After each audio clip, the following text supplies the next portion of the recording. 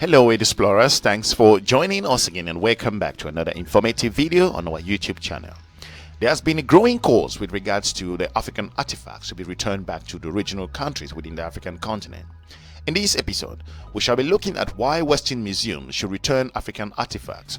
Also, we shall be looking at the strained relationship with regards to the display of those particular artifacts within the different European museums and the reason why those particular artifacts be returned back to the African countries. Without any more delay, we should just go straight into it. A large number of artifacts held in Western museums and libraries are known to have appropriated over the ages through conquest and colonialism. The looting of African objects, anthropologists, curators, and private collectors took place in war as well as in peaceful times. It was justified as an act of benevolence, as serving the dying knowledge.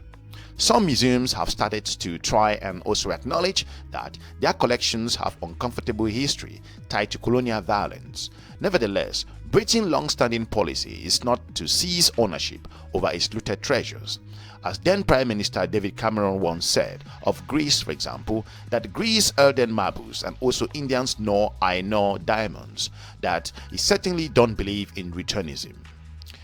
In Western museums, African continues to be depicted as warriors, bribes, and also warrior tribes with superstitious beliefs and homogeneous, unchanging culture.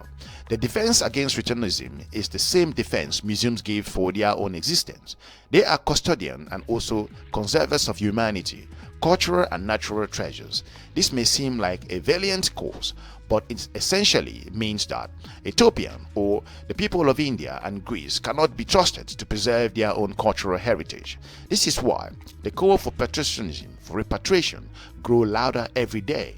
A more serious problem is that the collection retains and perpetuated the stereotype that the European museums actually display in those particular African cultural contexts and still have about Africans and the perception. The thousands of articles collected in most museums are not accompanied with their original history. The items on display are selected, organized, and given tags or identifications by Europeans.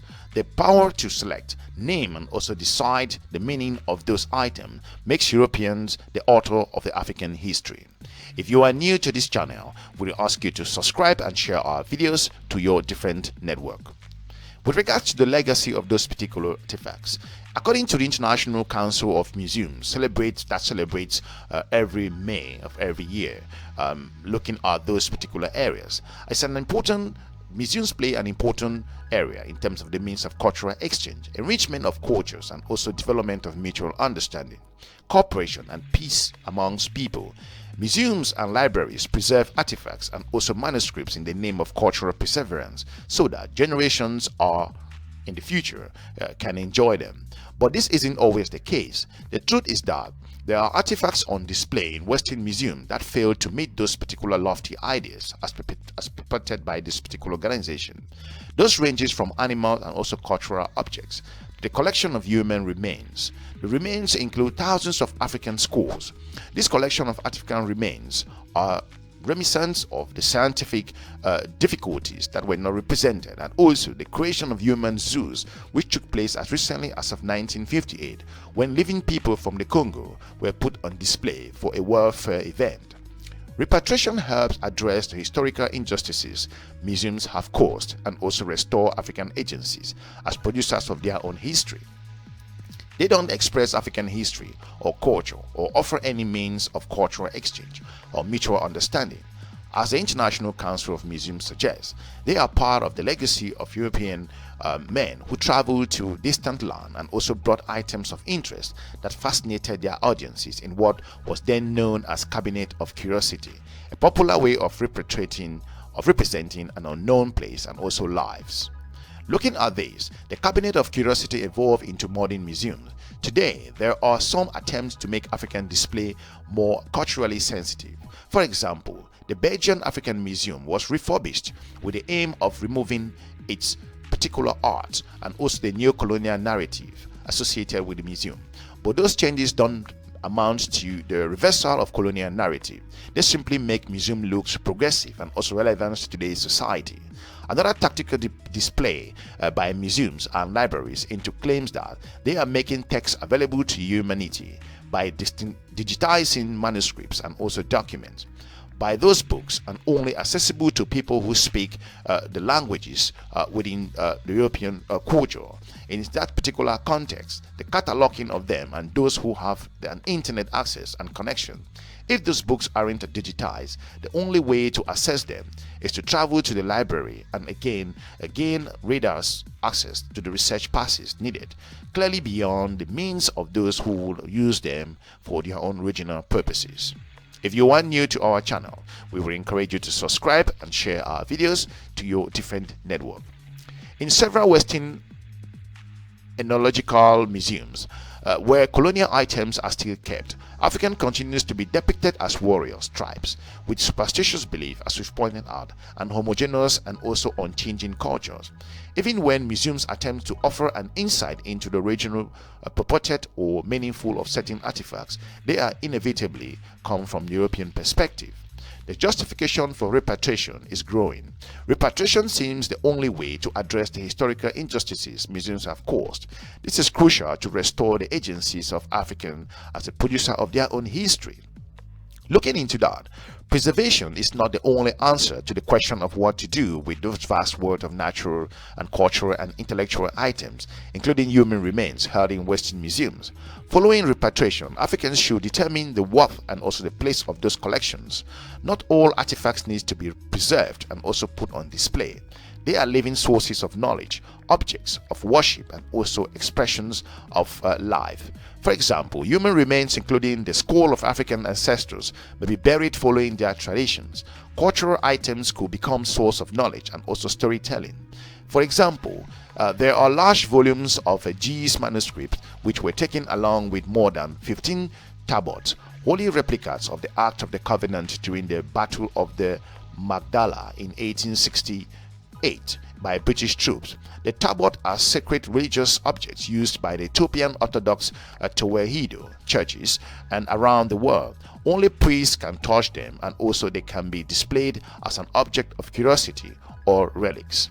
The Ethiopian manuscripts aren't artifacts. They are important documents that could be used as textbooks in thousands of traditional schools in Ethiopia. By disposing people of their own cultural artifacts, books and important religious and cultural relics, you disposes them of their own knowledge and history and philosophy. This has very concrete real-world implications. On this year's International Day, hopefully that these museums and libraries that hold vast collection of African culture and also resources must face the reality that they are still continuing a legacy of disposition similar to those that happened in colonial times. If you are new to our channel, we encourage you to subscribe and share our videos to your different network. The growing call with regards to the return of the African arts and also back to the African regional countries. There has been a concern with regards to this. In France, for example, activists have pushed on this aspect to make sure that these particular artifacts go back to those countries. There's also a counter call in different countries across Europe, in the UK, and there's a growing call also in the Netherlands and Germany. Some of the countries' government have accepted and agreed that these particular artifacts be put into process of return. However, you do have groups that point out that this could be a difficult aspect, that some do not recognize that at the time of the collections of these particular artifacts, that some of those countries were not in existence. Also, some also point out that some of the museums in those African countries are in a depreciated state, that they could not be able to manage and restore those particular artifacts if returned to those countries. Others have different perspective. However, there is a growing call that to some extent some of those particular artifacts be returned to the original nations, that for those who want to see them can travel to those countries. In terms of economy, that those countries also should benefit in terms of resources, that for people traveling there by tourists, they can collect also fees and also make sure that it helps emerge and develop the economies of those African nations. That's all we got for you with regards to this question of the African artifacts be returned back to the African continent.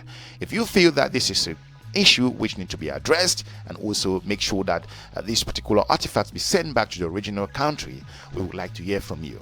If you have a different view with regards to this, we would also like to hear from you from the comment section. But for now, I want to thank you for watching the Explorer. Hopefully you were able to watch some of our other previous videos, and we shall be looking forward to meeting you in our next episode. Thank you very much, and we're looking forward to seeing you again soon. Bye bye.